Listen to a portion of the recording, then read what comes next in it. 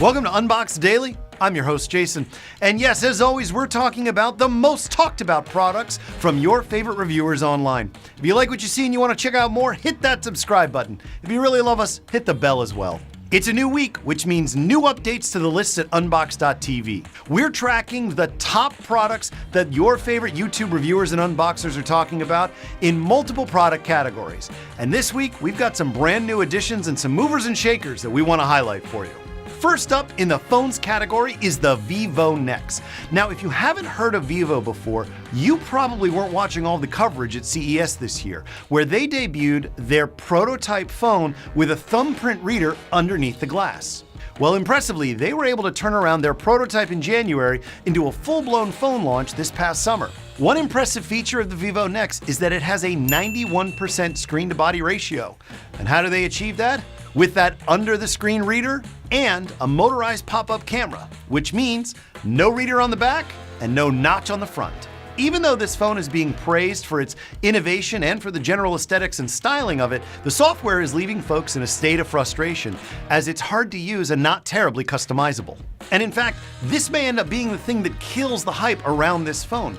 We saw the same thing with the ZTE Axon M. In fact, I remember Mr. Mobile mentioned in his review that while he appreciated the innovation of this particular design, it didn't really work practically.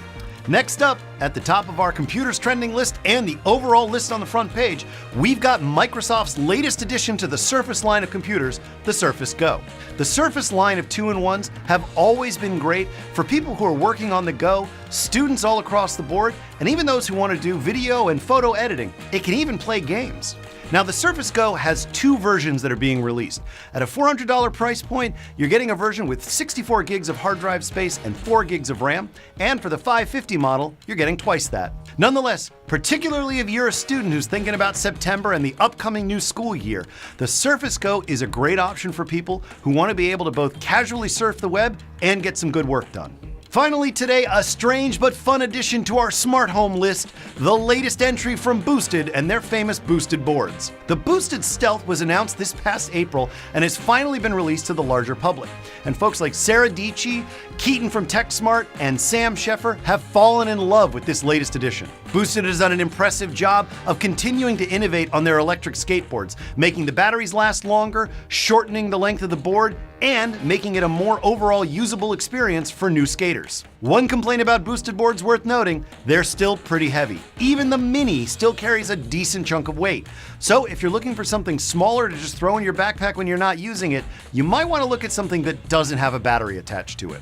And I gotta be honest, as long as folks like Casey Neistat and Marquez Brownlee are still talking about the Boosted boards, because after all, most unboxers and product reviewers love electronic transportation, hello Tesla, you're probably gonna see this on our list for weeks to come. And that's it for our quick look at the most talked about products from all across YouTube. If you like what you saw and you wanna check out our full list, head on over to Unboxed.tv. In the meantime, I'll see you back here soon. I'm your host, Jason. Have a great day.